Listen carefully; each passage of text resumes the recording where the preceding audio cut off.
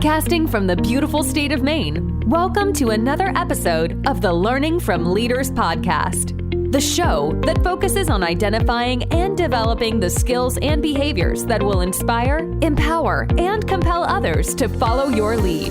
Listen as Patrick's guests talk about the powerful leadership approaches they have identified and developed, which are vital for leading in today's challenging times. These are the same approaches that will positively impact you as a leader too. Learning from Leaders provides the right balance of leadership research with real-world scenarios, making it easy for you to rise above your best. All right, let's start the show.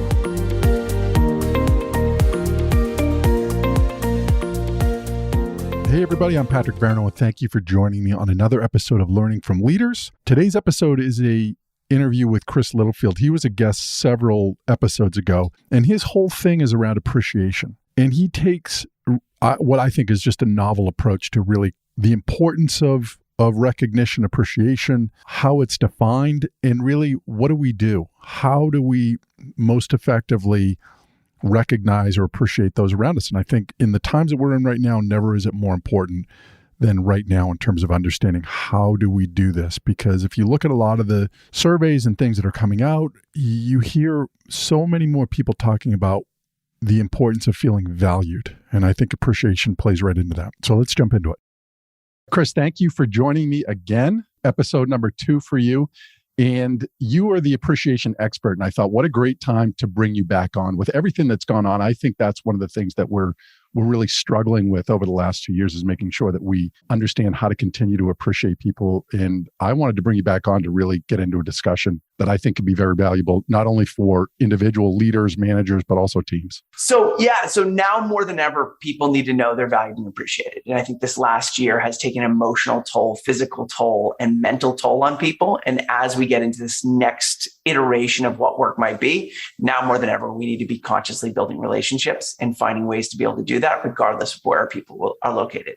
Yeah, totally. So you as the appreciation expert, you look at where things were before the pandemic and where they are now. Is there anything that you see in particular in terms of what's changed?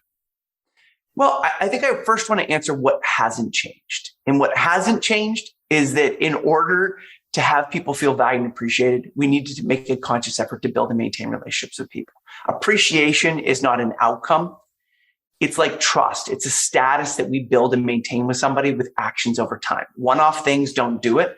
Our relationship are constantly build and maintain. And so what hasn't changed is that we need to be consciously doing that. How we do it and the way we do it has changed a little bit. And so the fundamental mindset shift, and the reason why I wrote the book, 75 Team Activities for Remote Teams, was to give people tools to help them update their mindset, then think about the methods they're using to connect, and then giving them the means to connect. And so what has changed is we're not always together. Where before we could count on that physical environment to nurture our relationships, that downtime beforehand, that running into each other, walking into the building, or walking by someone's desk and seeing a photo or seeing their face and realizing, hey, they look a little upset today, and then slowing down and have a conversation.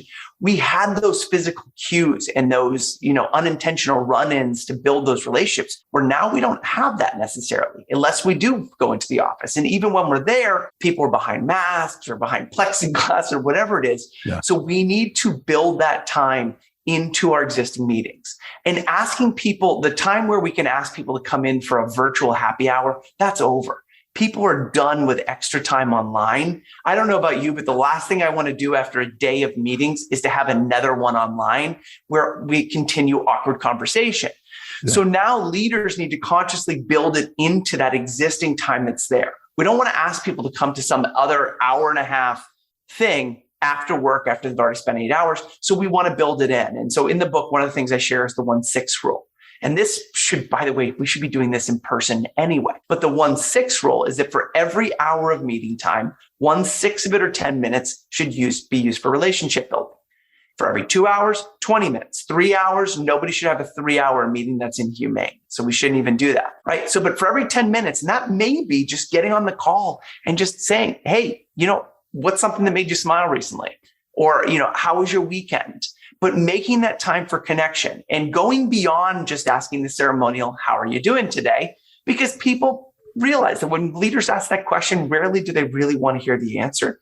So trying things that just get people going. You can use a welcome question. And my favorite one to ask in the beginning of the meeting is, what were you doing 5 minutes before the meeting today? And the reason why we ask this, and I think you get it, is what were you doing 5 minutes before reminds us that people have lives going on and things happening prior to meeting with us. Yeah. Right? When you get on and ask, what were you doing 5 minutes before? Well, I was running, trying to grab lunch before I got onto this call. Or I was, wrapping up a report. Or I was dropping my kid off at school. And when we hear those things and people share that, it reminds us, oh, wait a second. They have other things going on. Oh, you didn't get food? Do you need 5 minutes to grab a cup of coffee or something to eat and bring it? Please bring your lunch here if you haven't got to eat. And it gives us an opportunity to take care of people because we asked and gave an opportunity to understand what's going on for them.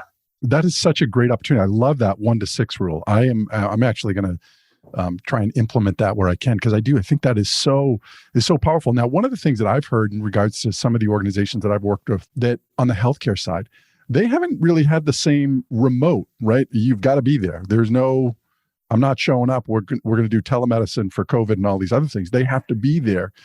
But from a standpoint of appreciation, what I have recognized in that industry is everybody has been head down for so long trying to navigate every crisis that comes along that they haven't had a chance to come up and appreciate all of the things that have been going on, all the sacrifices that people have had to make around them, right? Because before this call, you talked about this, the lines of work and home have blown up.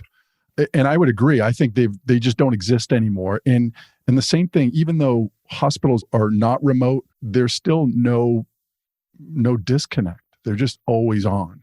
Yeah. And I think one thing that, I'm in a conversation with funny enough, somebody in Maine, we're working on a program around, what's this next stage leadership? Like, how do you succeed with people in 2022? And this is a person who is a mental health specialist and head of an EA program at a large outdoor retailer. So inside of this is one of the things we're talking about is that there's a new skill set that's needed right now that we didn't need before. We needed it before. We had to be empathetic, but we also need to be facilitators and facilitators of reflection. And one thing is that people try to recognize others for what we see, but people don't often want to be recognized just for what people see. We want to be recognized for what we don't see, and specifically what it takes to do what we're doing. And so as we get this point, we're about to hit, around the 2-year mark of life in a pandemic, and we need to practice what I call reflective recognition. So standard recognition is that process where I see something that Pat does that he really appreciates, and then I see and I appreciate what he does, and then I acknowledge him for what I see. And that's important, but we need to also make time to see what we're not seeing. And this last 2 years, many people are going to try to move back to business as usual. All of a sudden, the pace is going to slow down, the beds are going to stop being full, and then it's going to go back to that normal grind where people didn't feel appreciated before anyway. Yeah. Right. I was doing a lot of work with hospitals before. I actually worked with Maine Medical Center up in Maine, which was cool because I got to work with people. I'm like, hey, folks, this is where it all began for me. No, literally, I was born in this hospital. But people don't feel appreciated in general because we don't see what they're dealing with. And so reflective recognition is an inquiry-based approach. And this is something that I created. We're saying, hey, we often focus on the gap in people's performance. We forget to see what it took to produce the result that they did. So instead, ask the question, hey, what do you want to be recognized for? What are you proud of over this last 2 years? And then give people an opportunity to share. And then when they share, we see, what was it like for you to be able to do that? What was it like for you to be able to hold the hand of somebody as they were passing away with their family on the other side of the phone? What was it like to see people coming in that you couldn't help because there wasn't resources to help them? What was it like for you? What were those really vivid moments for you over this last year? And what did it take to get through that? Because we need to be able to debrief. And many people are trying to shuttle people into, mental health support. Go see a counselor, go see this person, but not everybody wants to go and do that. And we need to have a collective discussion to debrief what's happened over these last 2 years and give people an opportunity to be able to celebrate, reflect on, and acknowledge what's happened. One of the things I was working with a bunch of risk managers in hospitals, and we're talking about the risk of burnout and the risk that it has on care. And, if we have people burning out and making bad decisions, right, that has an impact both on our healthcare, our ability to provide service, but also the legal implications. If someone does something that Without they question. shouldn't have done, of course. So taking that time to be able to take care of people is not saying, hey, you know what? We have these health benefits and we have these counseling benefits, go use them. Your 70-year-old nurse who's been working for however many years, 40 years, is not going to say, hey, I'm going to go sit down with a counselor right now if I never have. So, but we need to create time to have people go through that journey of reflecting what happened over those last 2 years. And this is where senior leaders come in and sit down and say, hey, you know what? Let's have a couple roundtables. I just want to reflect. You know what? I know we don't have much time. I know you're constantly busy, but I want to hear what this last 2 years was like for you. What are you most proud of? What vivid moments that were hard in the moment were actually, you don't want to ever forget what that was like. And you want to capture that. What lessons do we learn about how we work together? How were we as a team able to navigate through what is arguably the toughest time in our industry, in our field? How did we get through it? What was the impact of that on you? What was the impact of that on your family? By giving people an opportunity to share that, they don't just acknowledge what happened, but it also acknowledges them in the process. Yeah. Now, along those lines, we know that when we talk about things, that in and of itself, just naming what we're feeling can be so powerful in terms of helping people to deal with stuff. One of the conversations that I had with a healthcare director, and this was about a year ago, of saying that it feels like Groundhog Day for all of us, that we basically, we show up, we grind, we go home exhausted, we go to sleep. We probably don't do much other than that. And then we wake up and we start it all over again. And her point to this was talking about how all of the other outlets that they used to have, I'd meet somebody after work for drinks, go to a game, watch my kids, sporting events or whatever it might be. All those things had been taken away so that there were no other outlets for people to be able to have discussions around that. And that for her was what she was seeing in terms of some of that burnout of people who just feel like they're just no respite. There's no respite.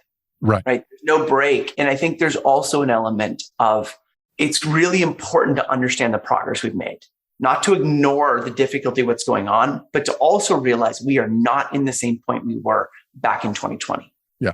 And we're not in the same point we are in 2021. But when those triggers come up and we see those numbers of beds start to fill again, then it feels like that. I know just in January this year, when all of a sudden the Omicron wave went up and I saw that my daughter's school was like, we're going back to virtual for a week. I wanted to cry. Yeah. I was like, I can't do this again. And because what it did is it triggered where I was in 2020 for 4 months. I was living in Santiago de Chile at the time. I've moved since you and I talked. I moved countries because it got so bad where we were. We had had a revolution. And then we had 4 months in the pandemic where we couldn't leave our building. And so when all of a sudden it said going back to remote school, it triggered all of those experiences from 2020 where I was locked inside. I was, scared for my family. I was scared for our well-being. There was a revolution in my case going on outside at the same time. All those emotions came back. So every time there's a wave or increased numbers, it's going to trigger that trauma. I did an interview with Mark Goldstein, who used to work at UCL as a trauma specialist, everything like that. And he goes, we're going to post-pandemic PTSD. It's going to be there. And it's not PTSD in that normal sense of someone, got shot at or something like this happened or domestic violence or things like that. But people are going to have a trauma. It's there because we had that experience. And anything that looks like that again is going to send us in that direction. So it's important to remember that because we need to be aware. And as leaders, we need to understand that the impact of these last 2 years is going to be showing up for years to come. And we need to be able to understand that there's been an impact and to decipher that not everything that looks like a performance issue is actually a performance issue. It may be a mental issue. And probably more so something else than a performance issue, right? Yeah. In terms of what people, because they've had so much to deal with. And again, I go back to this, when everybody has their head down grinding, nobody sort of steps back to think of appreciating other people the way they would have before, because everybody just thinks, well, this is just what we're supposed to be doing now. Who has time to appreciate right now? Well, in appreciation, we need to expand how we think about it to move it beyond just saying thank you or giving a reward or award. And I think I may have shared this when we spoke last time, is that when I think of the term recognition, many people collapse it with rewards and awards, where rewards and awards are not recognition of themselves or a delivery tool for a message. And if you think about it as a spectrum, you've got rewards and awards. There's this teeny little bit over here. And I don't put it as a pyramid because if we put it as a pyramid, we always put rewards and awards at the top, which is the least important thing. right? Those are those gestures we do. Like Employee Appreciation Day, right, is like celebrating someone's birthday. We need to be appreciating them all year long. It's just that Employee Appreciation Day or that Nurses Week thing is when we put all the attention on this person for a day to celebrate them. But if we take recognition, I break it down into appreciating the person, acknowledging the circumstances, recognizing effort and progress, rewarding results, awarding standout results. And all of those are separate skill sets. And that day-to-day appreciation is the one that makes the biggest difference right now. And that's appreciating people's lives outside of work, right? Appreciating their lives inside of work, and those data things, saying good morning when they come in, asking what I can do for support, giving somebody, going in and say, hey, you know what? Let me come in and cover you for 20 minutes. So you can go to the bathroom and take a break, right? I got some food in here. Go and be able to do that. Carving time out, not asking people for additional hours at a time, respecting their time in work by respecting their time outside of work, not sending messages on the weekends. And then that acknowledging the circumstances, which is constantly acknowledging the circumstances they're working in and thanking them for being there. Hey, I know we're down staff. I know the wave's up again and we can't keep up with this in the healthcare industry, or acknowledging that we're down 10 staff right now and you're covering that, acknowledging that, and then letting them know what you're doing to work on addressing it. That is just as important. And then acknowledging the circumstances in which people are working, and then recognizing people for the effort and progress they're making, regardless of what's going on, and making sure, especially right now, we're not pointing out all the things that people are doing wrong. Yeah. Right? And those things that you just mentioned, each take about 10 seconds to do for somebody, right? Yeah. I say it takes less than a second to say thank you. It takes less than a minute to make it meaningful. And if we want to make it meaningful, we just simply remember, we let the person know we're acknowledging them, why we're acknowledging, what specifically we appreciate about them. Focus on the process, not just the result that you saw. Yeah. And let them know why you appreciate them specifically and what specifically you're appreciating them for. Yeah. And that goes to a lot of research. Well, and that goes to a lot of research that's out there in regards to how we motivate people. That when we motivate for effort or appreciate for effort or recognize for effort as opposed to outcome, the long-term benefit is much better in terms of keeping people motivated, right? It's not about the outcome. Like you only get it when you reach the top of the pyramid. You get it for just you're putting in extra time, and we really appreciate that. Yeah. Imagine if you were in a sporting game and everybody up in the stands was waiting to see if you won the game before they were going to cheer. Imagine what it'd be like to play with everybody up there just being like, right, looking at you, not saying anything, and okay, you won the game. Right? No, you wouldn't play that hard. This is something we're doing along the way. You reward people for results they produce. Those are rewards, right? Appreciation, acknowledgement, recognition is what we're doing along the way that keeps people performing, keeps them showing up, know that they valued, know that they're cared about, and know that they shouldn't leave this place because it's a place where I feel good and where I get to be my best self. It's not an endpoint anymore. It's almost, to me, a thread that just continues to run through the fabric of what we do, right? There's not an end to it. It's just woven into our day-to-day what we do. Yeah, if we want it to work.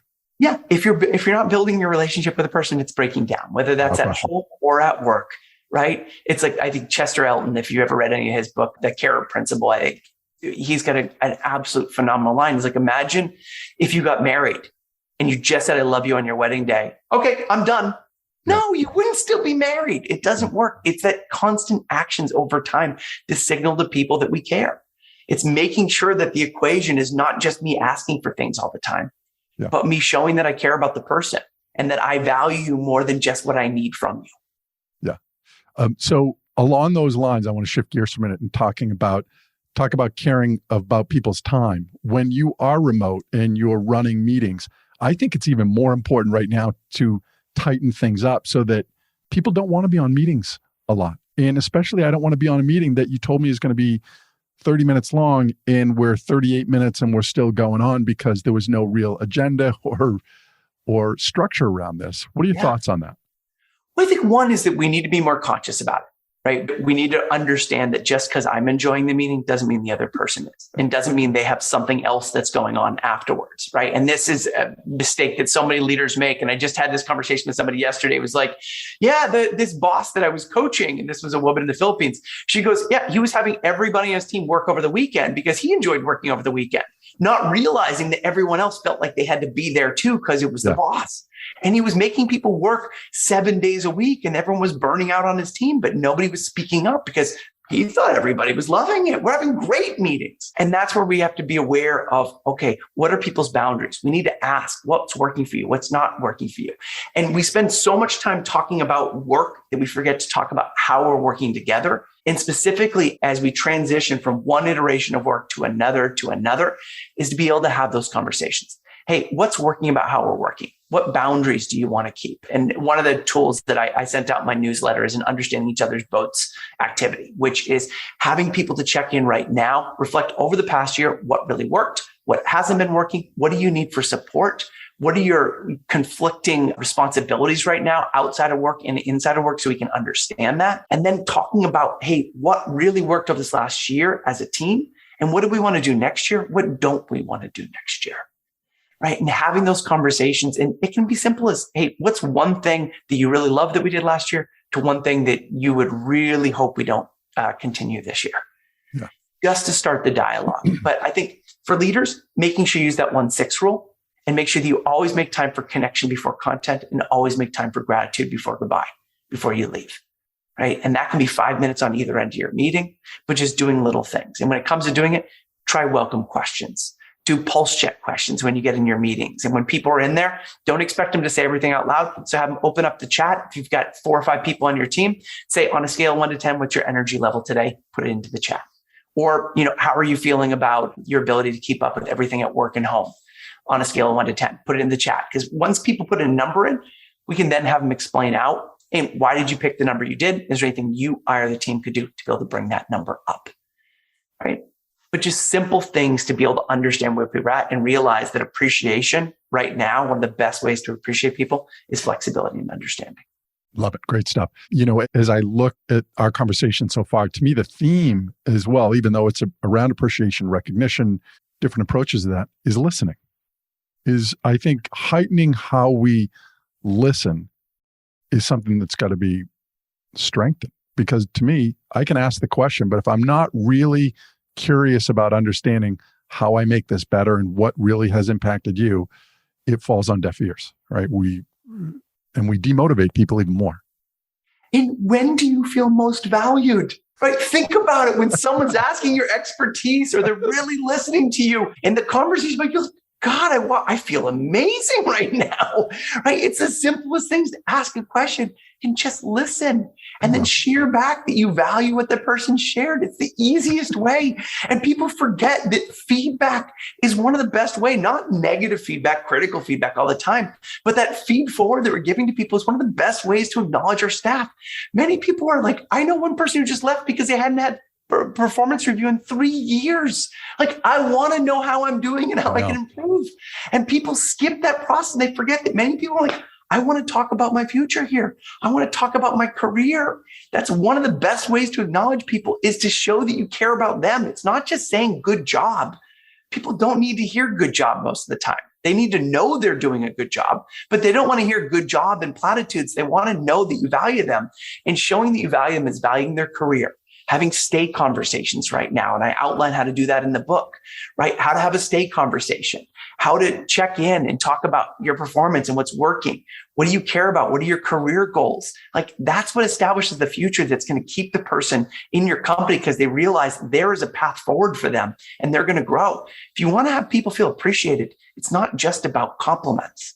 It's about showing that you understand them, their direction, what they care about, their goals, and you're there to support them. And yes, listening, asking questions and listening and following up is what's going to make the biggest difference. Right. And these all become more challenging in a remote setting. I think one of the pieces of information that I had seen, and this is years ago, was that people are 10 times more likely to leave an organization in the first year of employment than at any other point in their career. So if we now remotely onboard people, you think about that. I'm even more disconnected from the group. It becomes even more important, I think, to ask better questions and to be a better listener, so that people feel as though they are invested and there's value that's placed on them being part of that organization. You have to create a relationship. And so you always had to do this.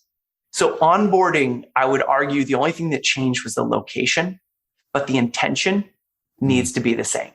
which is this person's coming on and my job is to intentionally connect with them. The problem is you don't have them as a physical cue anymore to remind you to check in with them. Yeah. So you have to be intentional about it.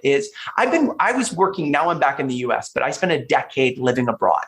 So I had to nurture and build relationships with my family, with my friends from, 5 to 10,000 miles away. I don't even know, 10,000, Middle East and Chile, right? I may have been really off in my mileage estimation there. I'll have to check in with American Airlines. But anyway, it's like no matter where you are, but remembering that if I'm not building the relationship, if I'm not intentionally making time to connect, then I don't know where that relationship's at. So I need to make those small moments to send things to people to let them know I'm thinking of them, to sending them resources, right? Those little things that we do where you'd say good morning to somebody. Well, you're saying good morning on the chat now, but you're checking in. And one thing that leaders can do to remind themselves is get a picture of their team and put it up on their desk, just as that physical reminder that I'm working with these people, right? And remembering, hey, when was the last time I checked in with them? And tracking that to be aware of it is like, you know what? I haven't talked to so-and-so. Well, they haven't been complaining, so they must be good. No, if they're not complaining, they may be looking for another job. You just don't know about it. So if you don't know how they're doing, right? And I had one leader who was like really shocked when his person quit. And he's like, well, I didn't even know they were thinking of leaving. I'm like, that was probably the reason why they did. Right? Exactly. Now, even along those lines, though, you can have somebody that says, I don't need to be contacted every week. Right? That's Perfect. Not what I need. But again, that comes through having those questions and listening to what people like in terms of what's the best way for us to continue to make sure that we stay in touch and we feel connected with what we're doing here. Like Uber, the other night we went out for my wife's birthday, and there was an option when I was booking this Uber, and I got a fancy one for the birthday, and so it was an option. Would you like a chatty driver or silence? Right? It's like literally we just need to go and ask people their preferences. Right? And just say, hey, do you want me to check in? What's the right amount of checking in for you? What's the right amount of support for you? What am I doing that's been helpful? And what would you like me to do differently? And if people aren't comfortable to share with you, because some leaders also, we need to factor in that some people, you may ask the questions and nobody gives you an honest answer. So instead of asking the question, hey, how can I best support you? What support do you think people need right now on our team? And have them talk about others opposed to themselves. And then usually what they're sharing is what they need. Is themselves. Sure. I talk about it in terms of bridges. I think this is what we do is the more we behave in ways that make connections, the stronger our bridges become, right? And if you don't pay attention to that bridge and maintain it, eventually it's not going to be safe to cross. You won't be able to do it. Those are the relationships that we have constantly. And that goes back to when I was in sales. I always used to go into offices and I used to talk about or ask myself, when I go into this office, what am I doing to add a cable to make my relationship with this office stronger? And it could have been with the receptionist that maybe it's finding out a little bit more about that person or about a nurse I was dealing with. But the intention was going in there is, how do I make this stronger? What cable can I add to this relationship to get stronger? And I think it's the same thing with any relationship we have. That's what we do. I love that. And there's a component there's an added value to what you're talking about that I think people miss, is that when you have a strong bridge, when the wind picks up, it's going to withstand it. And I think people forget, my background is in conflict resolution. And realizing that one of the biggest findings from my research when I started looking at recognition as conflict prevention is that when we've built that relationship over time, we've built that trust, when we've done those things, right? And many people are sharing it right now where it's like, hey, the way that my boss showed up over this last couple of years to support me when I was dealing with everything that was going on, when I got sick, when I dealt with cancer, like all those things are happening in people's lives. The way that people show up in those times is what strengthens that. It puts a cable down, it puts a brace underneath. And so when all of a sudden things fall apart, then all of a sudden you have the relationship there that's going to withstand that. And I'll never forget, it was one of the undersecretary generals at the United Nations. He said, he was telling a story and he was like, I had a woman on my team who, when she got cancer, I said, you go do whatever you need to do. You have a place when you come back. And he goes, when I got moved into the position I'm in, she was about to retire. But she goes, I will never forget what you did to support me in that year. And so I'm going to extend my retirement for another 2 years so I can support you until you get through your term in this office. And I won't leave until you're ready for me to leave. Yeah. Right? Because when we show up in a time when people really need it, right, or do those day-to-day things, like you said, with talking with the person who's working there, meeting the nurses, whoever, right? That's what builds that foundation that's going to make us withstand those difficult times, like a global pandemic, like the Great Resignation, because we built those relationships. And if you haven't built it already, you need to be doing it right now for the next wave that's coming. Without question, I fully agree with that. And you mentioned something about marriage. I think of the same thing, either marriage or hiring somebody. Like on the first day that you hire somebody, I don't think anybody says, boy, I can't wait till the day that we don't get along. I can't wait till the day that I've got to put you on a performance improvement plan. Yeah. It's our relationship, what we did, and the same thing in a marriage. Nobody stands on the altar and says, boy, I can't wait till the day that we're going to get divorced. But it happens. And it's because the behaviors, the relationship that we were starting to build or had built to that point, we don't maintain it anymore. So again, it becomes unsafe. It can't handle the stress and strain that is just part of our natural existence. But the more we build those cables, the stronger that becomes. And that's work and the fundamental mindset shift, right, that people need to make is the idea that one action builds that bridge, right? It may build one cable, to use your analogy. It may put a brick out there, but just because I did one action doesn't mean that we have a relationship. Right. And just because I did one grandiose thing 6 months ago means I checked the box. There's no checking the box, right? There's no one action that's going to do it. It's actions over time. It's that compounded interest. And as soon as you take, it starts pulling it down. It's that famous study from the Gottman Institute. I think everyone says it's a 1-to-3 ratio, but it's actually 1-to-5 ratio of negative to positive interactions, right? I know you've heard this before. People have been quoting it for years. But what people don't realize is why that matters. And to explain a little more, if people haven't, it's that 1-to-5 ratio. And do you know the study that I'm talking about?